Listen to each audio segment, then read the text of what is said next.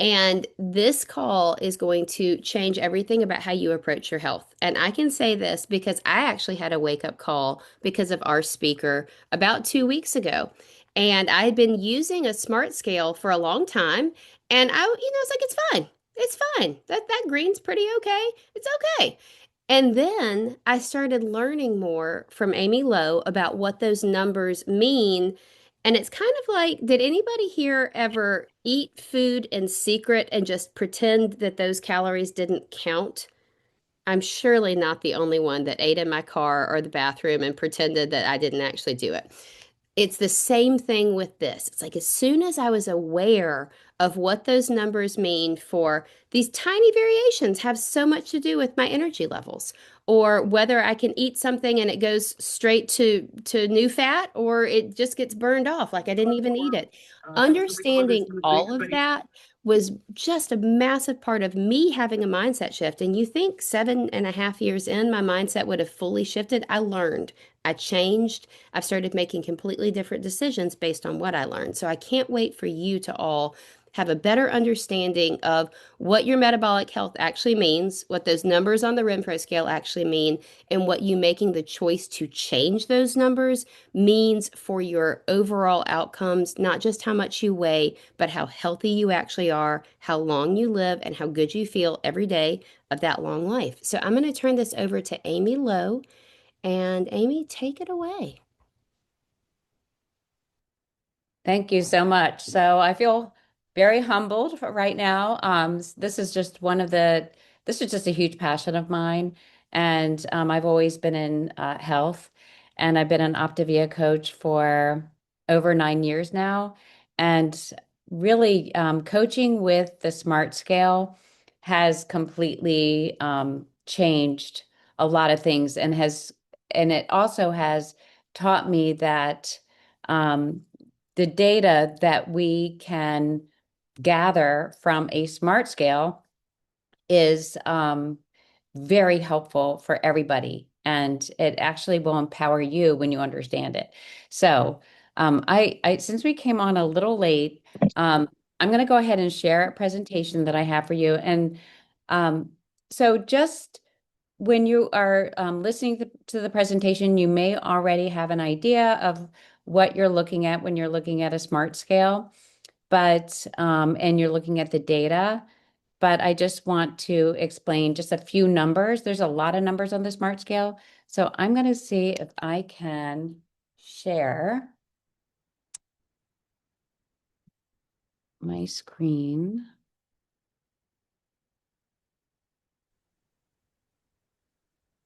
Okay, hold on just a minute. Okay, so I hope you can see this. Let me see if you can see it. So you guys, okay, you can. All Yes. right. All right. So there's a reason why I'm saying this. Your metabolism is in your hands, 100%. Not in your coach's hands, it's in your hands. So, and actually I don't know if I can see the chat right now, but I would put in the chat if you have a smart scale. And some of you might not. They're not expensive. You can get it from Amazon. Um, but it's going to change your life.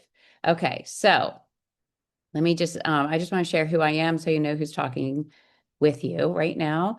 I'm Amy Love, been an Optavia coach for over 9 years, mom of three grown children, retired educator for 32 years. I was in education, but regular school education. I became a pre-diabetes educator. Um, I kind of fell into that just because I am very passionate about health and I could talk about it all day long. And the only reason why I put this up here is to show you that the visceral fat, and we're going to go into the visceral fat. The visceral fat is changeable. And this is very doable to get down to a 2. Um, don't feel bad if yours is really high. You, like I said, the power is in your hands to get it down. But you're going to see with this presentation that there's a couple numbers that have a lot to do with each other. For example, My skeletal muscle is at 46%. So that's helping to keep my visceral fat down. Okay. My body water is at 54%. So that's helping because our muscles are full of water and they want to be full of water, but they're not if you're dehydrating yourself. My protein's at 19%. So I do, and I'm not just saying this because I'm an Optavia coach. I attribute so much of my good numbers. And by the way, I'm turning 60 in March 6th. So 60 years old at 46%, yes, you can do it. Have I been through menopause? 100% twice, just because one of them was a surgical situation. And I'm only saying that to you because, I remember around Thanksgiving sitting or standing and talking to people, and, some family members were like, oh my God, you know, just this aging process, menopause. Look at I'm putting on my weight.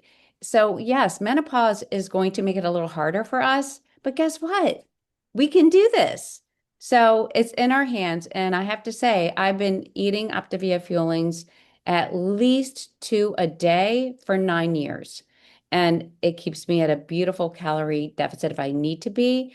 It gives me the protein and I do attribute it. So that's all I have to say about that.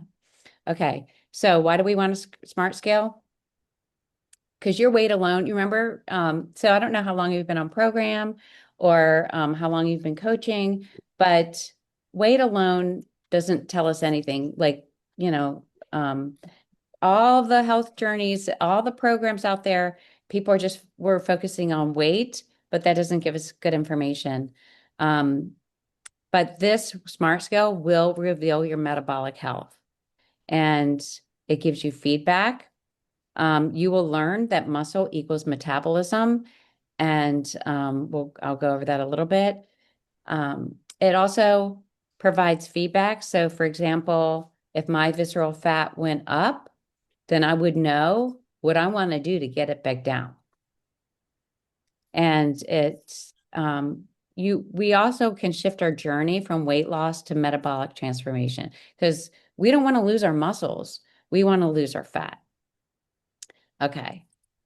So this is just some key markers that will help you out here. High visceral fat is going to most likely mean that you have insulin resistance. I'm not going to diagnose anybody here. I'm not a doctor. I'm an educator. So high visceral fat will also increase inflammation and hormone disruption. And I'm going to explain that a little bit later because fat isn't just fat. The visceral fat actually is active. It's doing stuff to us. The low skeletal muscle percent. So like, for example, if you are low, if it, and I would suggest, I don't know if you can pull up your own Renpho scale data right now, kind of look at this with, it says like an active learning right now. Your low skeletal muscle is going to it's like molasses, slow your metabolism. It's poor glucose control. It can't really, eat up those sugars that are in our body. The low protein percent, that's kind of showing us that there's muscle loss or frailty risk. And the poor hydration, in the winter, a lot of us, and so that number that you saw before, my why water, that was really up there. That's in the winter. That picture was from a couple days ago. We need to drink our water. And, I know it's hard, but we can do hard things. Okay. So this is a lot of information and I don't like to teach like this, but I'm just putting all the information. Basically, when I'm looking at it my own, I mean, honestly, I dove into my own Renpho data to get it to the point where it is. And so I'm looking at my clients like this. I'm looking at visceral fat. I'm looking at skeletal muscle. I'm looking at body fat percentage just because if the visceral fat is high, I know the body fat percentage is going to be high. But then my eyes then go over to protein and water because that's kind of showing me daily habits, even though the protein percent doesn't mean like how much protein you're going to shove down your throat that day. That's just about the quality of the organs and your muscles at that current moment.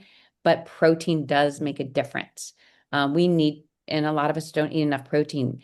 The Optavia program will give you, if you weigh out your lean and green, and I mean, I've been doing that for nine years, and at the BMI that I'm at, I'm still weighing it out.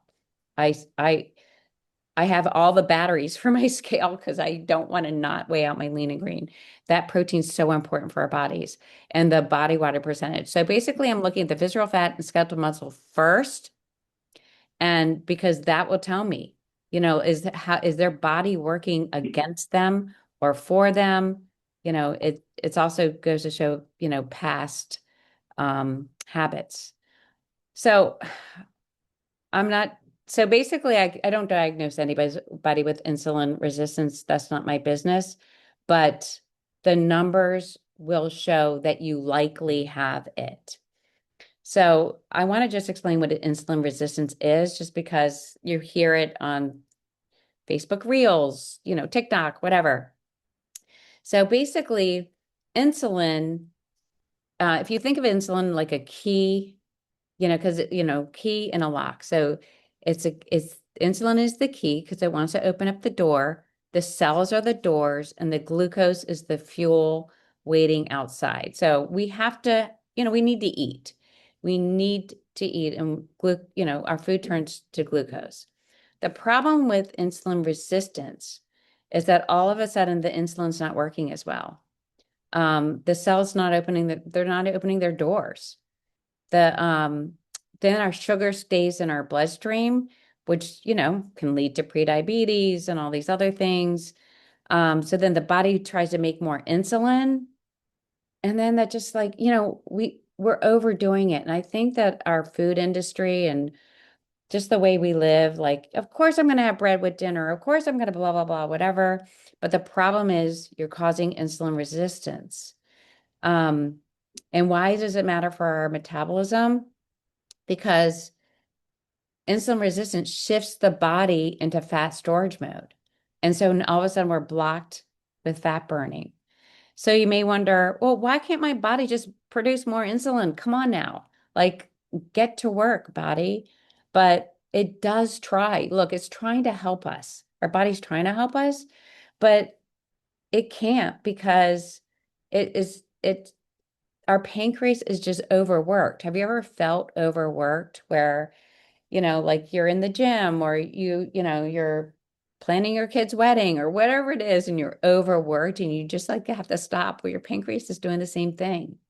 It just like gets tired. Our organs are not as resilient as we want them to be.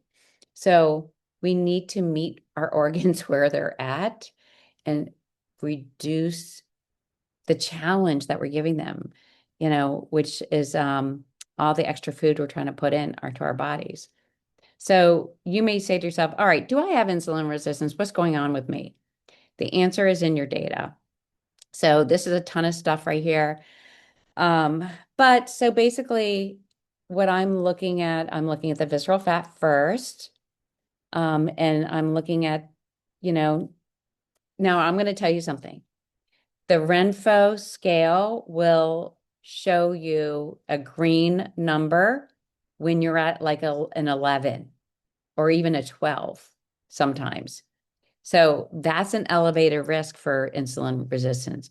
You do want to be in 1 through 9, but honestly, you want for women, I'm going to I guess I'm not going to go like women and men. You can look at the numbers, but you truly to be in like fantastic mode, you want to be 1 through 6. Um, the skeletal muscle. So anytime I look at their elevated visceral fat, instead of talking about their weight, like how much weight they need to lose, I'm just saying, let's just look at your visceral fat. Our first goal is to get it to 12, and then we want to get it down, but I don't want to freak them out if they're at 18, let's get to 12, We want little stepping stones. I'm not even talking about their weight anymore. I have not actually not even talking about people's weight anymore. I'm talking about visceral fat. Then I look at their skeletal muscle. And um, yes, for women, we want to be 38 to 45. Remember, mine was 46. Very doable. I'm not like a, yes, I do go to the gym a lot. And I'm lifting heavy weights now, but I started out with 3 pound weights. So y'all can do it. Um, so, when I'm looking at that they have low 34 to 37%, then I know that if they have birthday cake at their work in the staff lounge because everyone else is doing it, they don't want to feel left out. Well, they're going to probably put on more weight than somebody who has a 46%. It's because your body is slowly working because you got low skeletal muscle. I do look at body fat again, the percentage. I'm looking to see like, where they are. And of course at the protein percent, because that's kind of the quality of their muscles and the other organs that benefit from protein, the protein we eat. So you can tell if you likely have insulin resistance if you're visceral fat. That's the first thing you want to look at because your visceral fat um, is like it's metabolic. It's not, like people are like, oh, I love my padding. That's great. But look at your visceral fat because that's not padding. That's like an angry monster eating away at and sending bad hormones through your body. Okay, so here's your visceral fat. So see how it's like in the middle, like this guy has the subcutaneous fat, then this is that inside. This is touching his organs and it's doing stuff to it. So you don't want that. Um, and it's weird. It acts like an active organ. It raises insulin resistance. So it's kind of blocking your fat burning possibility. It increases inflammation. So a lot of people are like, when I get on 5-in-1, I feel so much better. We're decreasing your inflammation because we're putting a lot less stress on your body with all those extra calories and carbs that you were eating. And we're finally burning that inside active monster fat that's eating stuff up in your body. Um, and also, we don't want our hormones to be affected by visceral fat. That's not fair. Like, we want to do our best we can with our hormones, on a daily basis. We don't want our visceral fat to, like, mess it up. Why would we want to do that? So I just want to show you, like, this person's Renfo data here. See how it's green on the visceral fat? So and so you might be like, okay, Renfo, why are you messing me up over here? Well, the reason why is because um, that number is statistically average with our population. Do you know how like clothes stores, like now the smalls are a little bit bigger than they used to be? European sizes actually are more accurate, but the American sizes, they've made them bigger. That's what Renfo did. So it's light green. And, yeah, you can put that information into Google and be like, okay, that's not good. But it's because it's more like with our population, because we're in such a epidemic of you know, insulin resistance and diabetes and metabolic dysfunction, that 11 is fairly good compared to the rest of the population. But again, 11, you've got that inside visceral fat that's causing fatty liver, PCOS, insulin resistance. It's causing bad things. All right. So that's the visceral fat story. This is the skeletal muscle. And this is what you want to focus on. Our program really helps with skeletal muscle because we're fueling our body with the right amount of protein. And whether you're at a good BMI like me, or if you're at a BMI like this client over here, like this client, you want to do, at least 5 or 4 or 3, whatever you're doing with your fuelings every day, but you really want the right amount of protein. And do you see how this is 37%? Let's say this client ended up getting to her goal weight. If she stayed at 37%, she's going to gain that weight back because anything she challenges her system with like, oh, it's my friend's birthday, it's my son's birthday, it's blah, blah, blah. So that's just why I get my sugar treat. Well, your body isn't going to burn it very fast. And all of a sudden, you're back into that whole thing. And again, people talk about food noise. The food noise also comes from insulin resistance. One of the symptoms of insulin resistance is cravings for sweet stuff. So, in order for my clients, and I can't control what they do, but I really want to get them into a really good fat burning um, skeletal muscle range so that when they do get to their goal weight, they have a lean, mean fighting machine. And I'll talk about it till I'm blue in the face, but not everyone will do it. It's just, they have to get up off the couch. All right. So just think of it this way. Low muscle is slower metabolism, chugging away like slow car. Faster metabolism is high muscle. Higher insulin resistance for the low muscle, better insulin resistance with the high muscle. You gain fat much easier on low muscle, but just because it's kind of like, come on, fat, come on, sugar, blow me up. But then easier fat loss with high muscle because you're like burning it, even at a resting rate, you're burning stuff. So that's where we want to be. So this is just an easy way to look at it. I hope this car doesn't trigger some people because that car triggers me, that car on the right, because growing up with the station wagons like that. But this is like slow skeletal muscle. I mean, and if you get to your goal weight, which you possibly can on 5-in-1 because we're manually, working your metabolism. But if you have a low skeletal muscle, it's easier to gain it back. High skeletal muscle. Now, this is a Porsche. I don't know. I don't know, 0 to 60 in a second. I don't even know what they do. High skeletal muscle is going to burn your fat. And so just think about yourself. Do I want to be this old triggering station wagon or do I want to be this like gorgeous Porsche over here? Okay, so again, with the body fat, it is important to look at that. And obviously, a lot of times it's going to be in the red if our visceral fat is high or, when we are, embarking on a health journey. But, we really want to be metabolically healthy. So, we'd like to be in the 25 to 32% range. If we are over 30%, 36%, we're really, um, in that insulin resistance range. And then we really want to work on those numbers. So the weird thing is like with the protein percent,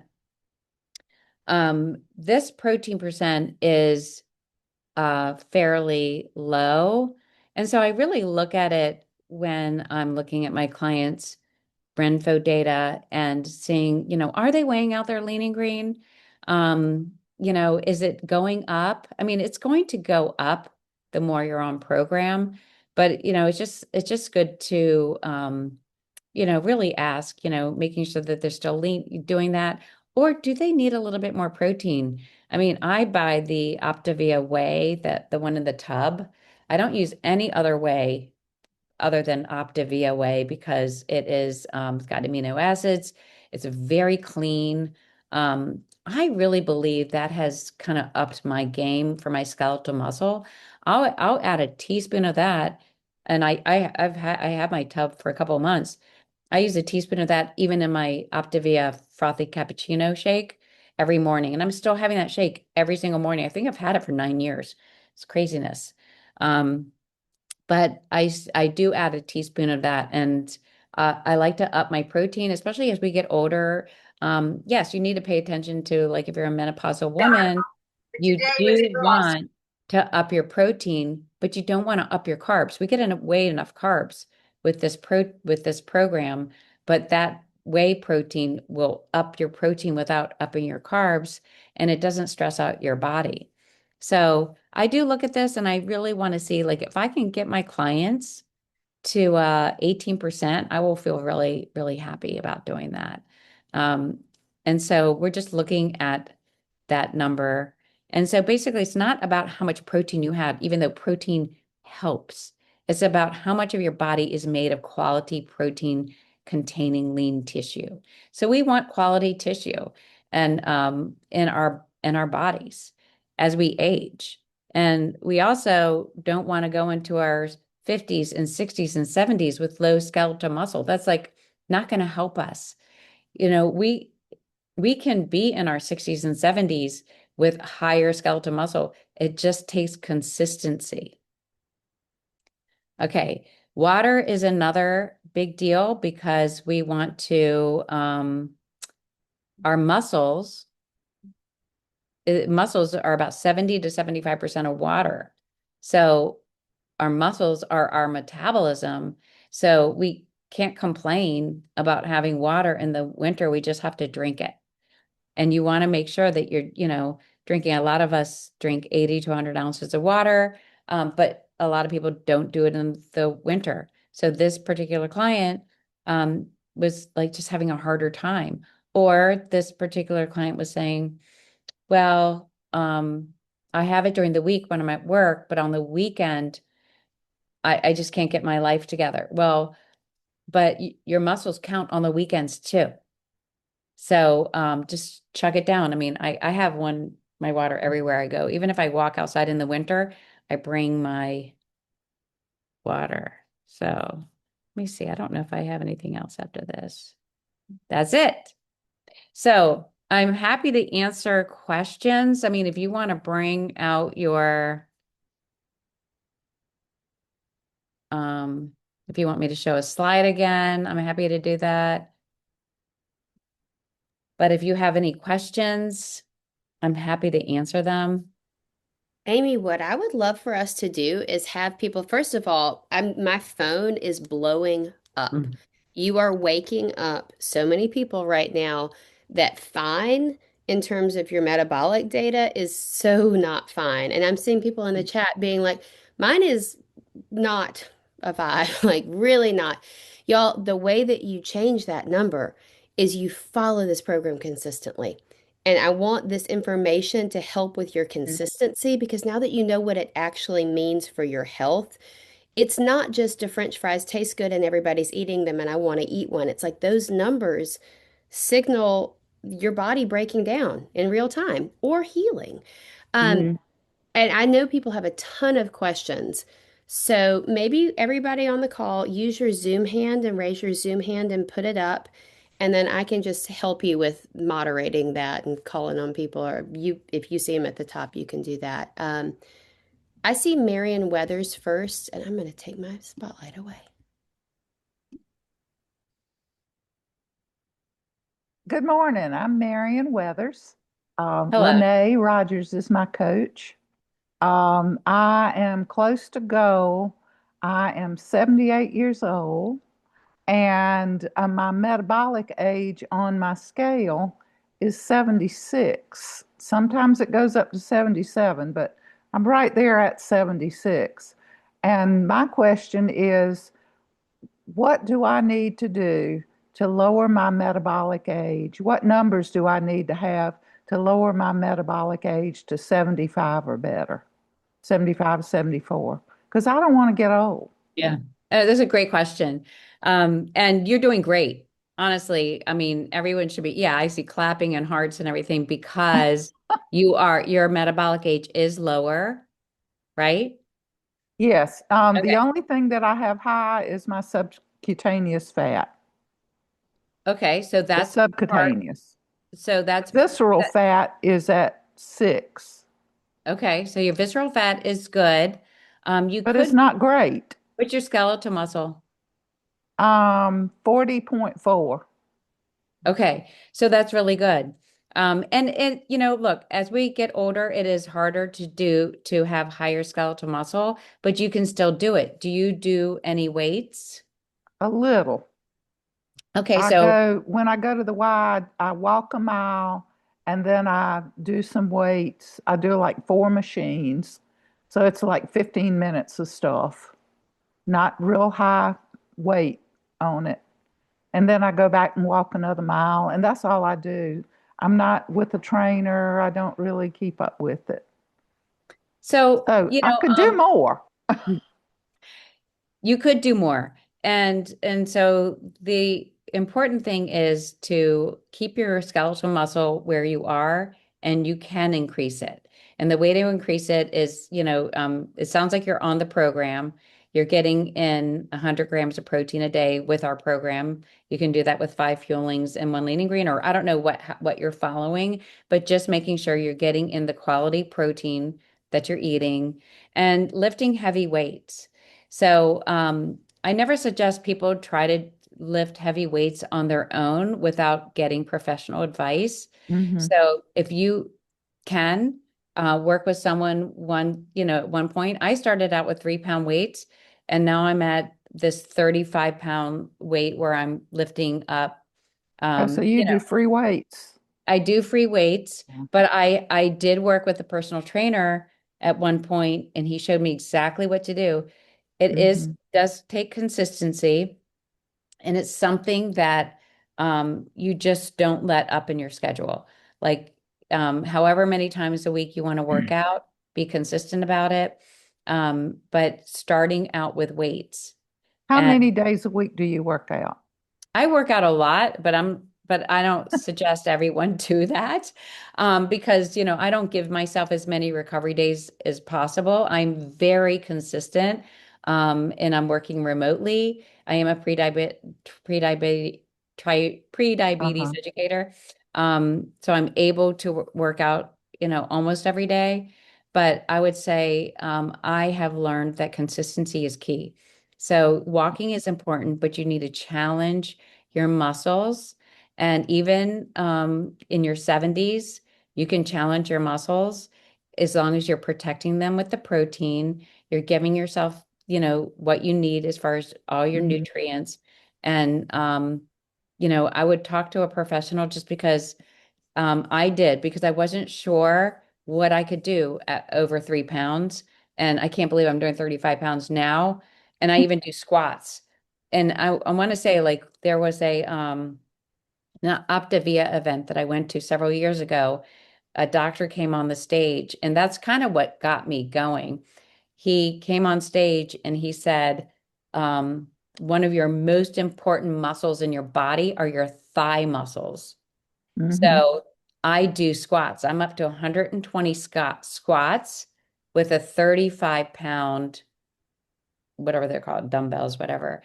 And my thigh muscles, that's what's going to eat your blood sugars. It's going to help burn that subcutaneous fat that you said was a little high for you. Okay. But I don't know if you can do it because you need to see a personal trainer to know whether you can do it Yeah. for your knees and all that stuff. So, um, your skeletal muscle is good, but you could totally get up there. You could Yeah. I'm not going to drop that metabolic age until the skeletal muscle goes up. skeletal muscle. Yep. What is your what should I shoot for? Anything The over 40%. 43? Okay. Yeah, I'm at 46%, and to go higher, I would probably I have to talk to my personal trainer about that because it would require even heavier weights for me. Mm-hmm. Mm-hmm. So I don't want to do that. Thank you. You're welcome.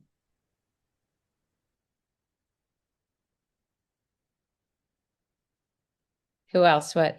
Melissa, do you want to choose somebody else? I can't really see. Sure. I see Steve Holland next. Let's get the token guy on the call because I know that their needs may be slightly different from some of these women. Hello, Amy. Hello. Thank you for a great presentation. I was thoroughly enthralled with understanding the numbers. Uh, One big thing, the question I have is, well, first I started my program, I started at 256 as far as weight, and now I'm down to 209.8, but not but. I've been able to get rid of Jardiance and glipizide from the diabetes thing. I originally was at 8.2, now I'm at 5.2, but I absolutely want to get rid of metformin. What would be your thoughts of how to achieve that goal? Because that's the last one of the diabetes medication that I'm taking, and I want to get rid of it so bad. It makes a lot of sense. So so you 5.2 A1C. Correct. Okay. So that's low, but you're on the metformin. Right. Okay. That's a good number. 5.7 equals prediabetes. Okay. So you're at 5.2. I don't know. I would see what your doctor says about that. But prediabetes, so A1C is, when it gets to 5.7, it just means that your body's having a hard time managing the sugars in your bloodstream. Sugar is sticky. If there's extra sugars in our bloodstream, for some of us, if we have insulin resistance, it starts to stick, and our A1C gets higher. So I mean, definitely talk to the doctor about that. I don't know if the metformin's keeping it at 5.2, but as far as the program goes, this program does a great job with anyone that's in those diabetic numbers, because we Bless are you. controlling our sugars, obviously, Right. with what we're eating. That's the beauty about meal replacements. There's You're not overeating. You're having that. It's a certain amount of carbs. There's a protein, with that, and then you're weighing out your lean and green. If your greens are non-starchy vegetables and you're having the right amount, that's the fiber that helps to clean out the blood sugars as well. But your skeletal muscle is also burning your blood sugar. So, do you know your scale, Yeah, it's 46.1. okay, so that's good. That's really good. Are you working out with any weights? No, I'm actually riding a bike and also doing some walking because I'm building up my left knee. I had oh God, the medial patellar retinaculum tissue I partially tore a few years ago, and I don't think it healed correctly. So I've been doing PT on my knee, No. but I do need to increase, my workout activity. Yeah. I would definitely work out just because with so 46%, I mean, wait, let me just take a quick look. 46% is for you, it would be. So you're in a healthy range. Right. You could get higher. And the thing is that if your knee hurts, so this is what I work with my pre-diabetes patients, is that so any people that have knee injuries or whatever, there are YouTube videos out there that you can do you can do all these like arm exercises. And you could ask your physical therapist even, because they're kind of like personal trainers, like, what arm exercises can I do? And there's also core exercises you can do seated in a chair. So there's chair exercises you can do. You can always use your muscles, and the goal is to challenge them. So like you could do like these little scissor things with your legs if because you're it's not challenging your knee when you're seated. But basically you really want to, and you want to be consistent with it. Mhm. So, but I would definitely go back to your doctor about, because your A1C is low right now, if it is 5.2. And then but to increase your blood sugar machine in your body is your muscles. So if you're not lifting weights, I would do it Okay. and find a safe way to do it. Right. Yeah, my knee doesn't hurt. It's just that tissue where you can see the quad muscle. It's filling up the gap from on the side of the kneecap.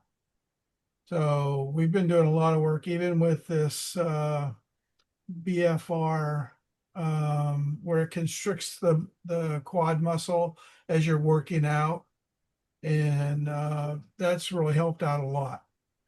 So I really appreciate all your insight today, and thank you. You're welcome. Extra appetizers. And Melissa Mayer is my coach. She rocks.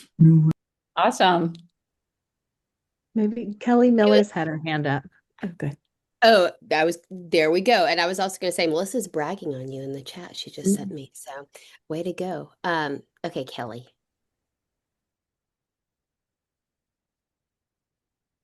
Can you hear me? Yeah. Okay.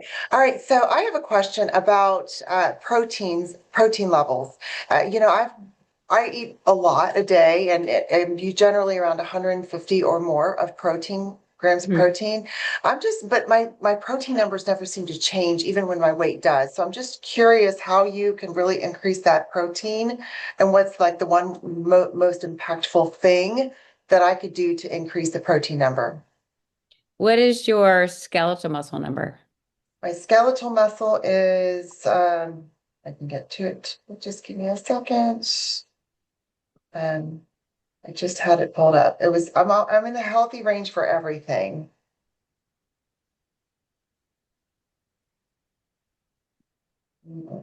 It's gone away. I'm not sure where it went. Is it like over 38%? Well, no, I wish I had it pulled up. I'm sorry, I don't. So this is the screen that is well, you can't see it, but I was messing around in here looking at different numbers, and my little squares went away, so I'm not sure how to get back to them. Okay, well, when you find it, so basically you want your skeleton. So the protein number is about the healthy organs in your body, the healthy muscles really in your Okay. body also. And so basically, so you're doing everything you can as far as the adding in the protein, but you also want to see what your skeletal muscle is. Thought it's 41.4. Okay. So, and what is your protein number? My protein number is 16.6. Okay. Well, that's good. But if I was still kind of in that average range, it looked like. So I was thinking I wanted to get that up. So, what is your visceral fat number? Visceral fat, 6. Okay. So when that goes down, so that's really at that border. So you have visceral, like we all have visceral fat, but yours is at that border. So basically what's happening probably is that just things aren't operating at their optimal Okay. situation. So um so basically it just has to do with, the consistency of your exercise. Are you lifting any weights? I go to the gym frequently, and yes, I lift, but not every time. So sometimes it's So, just cardio. so if you go 4 times a week, Hmm. that, and that's the thing, like, if you 4 times a week and you lift 4 times a week, that's a great number to lift. But Okay. start challenging yourself. Because a lot Okay. of us, when we're just going to the gym, um, I used to just like, oh, I'm doing good because I'm on the treadmill. But I didn't realize how important um, our muscles are. And it Yeah. really wasn't until like I just started learning about our muscles. And, yes, they're going to kill the blood sugars, but and thighs, like, are you doing squats? Like, I'll be in Yeah. meetings, I'll turn off my camera and do 10 squats. Like, I'm always working on my thigh muscles because Mhm. um, there's even research to show that the stronger your thigh muscles are, the better chances of staying away from dementia as we get older. Like there's correlations of our muscle quality, and how our longevity really affects us, our aging. Mhm. So I would challenge yourself Okay. Thank and you. as far as like lifting weights, again, I never recommend anyone doing it without like some kind of professional guidance Right. because you don't know exactly what you can do and what's the wrong form. So I No, would, but thank you. I appreciate all of that. you're welcome. Hey, Amy, there was a great question in the chat. And knowing we've got people at all different stages in their weight loss journey here or health journey, they said, at what point should we be introducing weights and exercise? So I'd love for you to weigh in on that too. I so I don't know like for clarity reasons like what do you mean at what point? But I would just start it as soon as you can. But getting making sure with your doctor you're allowed to exercise, making sure from a professional like how to work on your weights because I like that 35-pound thing that I'm lifting right now. I started at 3 pounds and I worked up to that, and I had professional guidance on how to work up to that. So I would start because, every day, our muscles are going to decline unless we work them and we feed them correctly. Amy, can I jump in for a second? Because y'all, she Yeah. said something to me when we were talking about this the other day that I really took to heart. And now, so you encourage your clients to exercise from day one, right? Mhm. And tell them what you told us about how you frame the activity, because it completely changed my mindset around what am I doing every day and what I've done all week long. Oh, I don't even know Oh, what I I would can do. tell you what you said. So Okay. you said that you tell them 150 minutes of exercise a week. Oh, a week, right. Yeah. So And that's like what it can minimum. be. Yeah. Yeah. Yeah. So, okay. So we actually teach that in pre-diabetes education to do 150 minutes per week. And when I heard that I was an Optavia coach before that, and I realized that that makes all the sense in the world. So so work on 150 minutes per week, but it could be 10 minutes. You can be working in your office and go work out for 10 minutes and then go back to work and do another 10 minutes. Like it doesn't have to be 30 minutes at a time. But also it has to be moderate activity where you're a little out of breath. So walking and extended walking is great, and a lot of people will start with that. But go get yourself some weights and learn the appropriate way to use those weights because our bodies are a metabolic machine. We can either be an old station wagon or we could be that Porsche. And you can be 78 years old and be a Porsche, like and our Renfo scale data will tell us that. So, the activity is so important, and you can do it on 5 and 1. 5 and 1 gives you the, perfect amount of protein, gives us enough calories. If we need to up our protein a little bit, talk to your coach about that. But you can still burn fat and exercise on this program and even in when you get into maintenance, same thing. Okay. I'm going to handpick the next one. Lindsay Vladimirov, who has a really significant weight loss story of her own. And then I did see in the chat as people were asking, somebody was like, well, my visceral fat is a 28. And so it can feel, I know, kind of defeating when you start with a 28 to hear the number five, as that's the ultimate healthy goal. But Lindsay is somebody who I know has been on a journey just like that. So I figured whatever she's going to ask you is going to be very important. I'm so glad you did that, and I didn't even know that I had my hand up.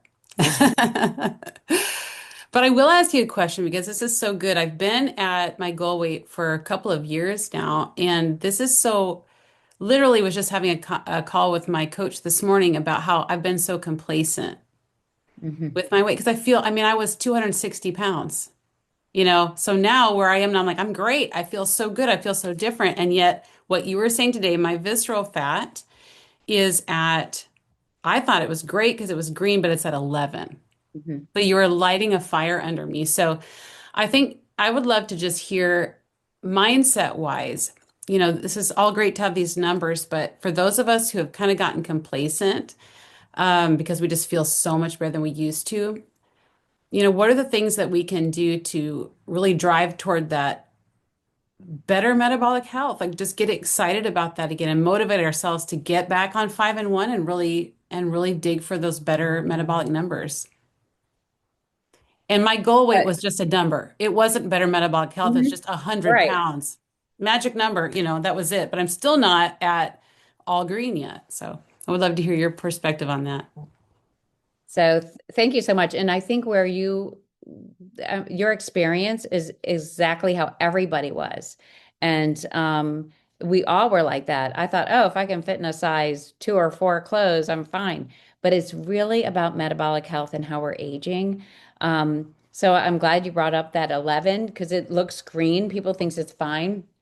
That's an active, mean, angry monster organ messing with your beautiful organs in your body. So you want to get that number down. Like just dialing in nutrition. And the other thing is that one thing that is a belief for me, and what I hear from like when I'm working with patients and stuff like that, is that people say like, oh, moderation is key. Like I can have that one cookie after dinner. So I don't actually believe that. I think the minute you're putting in that white refined sugar into your body, you're just asking for like that monster to get even bigger and bolder and eating all the way at your fatty liver and stuff like that. So basically dial it in. Like get yourself down to where your visceral fat is low. Get yourself up your skeletal muscle where you're challenging those muscles. I mean, like, look, I mean, I used to be afraid of dumbbells. I don't even know why I was afraid of them. But, once I learned it and I up it, I used to do 36 squats, with that dumbbell. And then I started thinking, why aren't I doing 37? And then I started upping that. Now I'm at 120. So the thing is that just dial in nutrition. Like, are you doing the moderation with your food? Are you playing around with bread at dinner? Are you like, what are you playing around with? I'm And sorry. then Did you drink that Gatorade? Okay. and so so basically what it is that try to get it really good until your visceral fat gets down. Your visceral fat's going to go down if your skeletal muscle goes up. You dial in the nutrition, obviously, and look at your protein and your water numbers. Like, am I getting lazy with my water? Am I skipping fuelings? Or, I always will preach eating the fuelings. I even at a 18 or 19 BMI, whatever I am, I'm going to eat those fuelings until the day after VA. I'm always going to have that because why not? Why would you go buy stuff at the store when it's going to have higher calories, higher carbs, and it's not going to have everything we want in it? So, I would um, love to ask you if it's okay to ask you quickly about skeletal muscle because this has been a big frustration for me. Um, So my skeletal muscle is at 38.4%. It's still low. My visceral fat was at 10, by the way, not 11. So I just want to make sure that I realize that. Um, but that is so frustrating to me because I do exercise. It's bar class, so it's a lot of body weight, but I do most of the time it's the dumbbell class. So I am doing weights, but it's maybe 3 times a week at the most. mm, So I feel frustrated, but then on the other hand, it's probably not enough. So I do walk on other days and try to be move, but in terms of like resistance training, that's one of the things that's bothering me is the skeletal muscle. It just seems like it will never go up. So so 3 times is not enough mhm. for your skeletal muscle to go up. Try 5. Do things you don't have to leave your house. Get your dumbbells at home. Start doing squats. Like find the right form to do squats so your knees are safe and become an expert with that. Be consistent.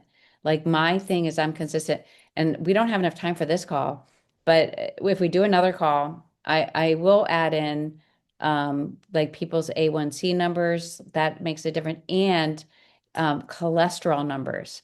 Look at your HDL and your triglycerides. And that gives you clues too.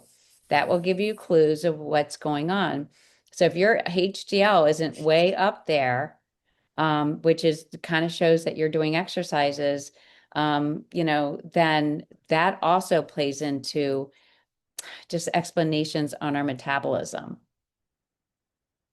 Triglycerides also will go down with this program, but anytime you're reducing all those extra little treats you're giving yourself or playing around with, food that have carbs that don't have a lot of protein, that kind of thing. Thank you so much. Amy, this has been phenomenal. I think you are the most well-received speaker we've ever had, ever. People are begging for when can we do this again? And I know we all have as many questions as we have answers, but I know what I'm going to do after this call. I'm going to go get out my heavy dumbbells and I'm going to go do some squats.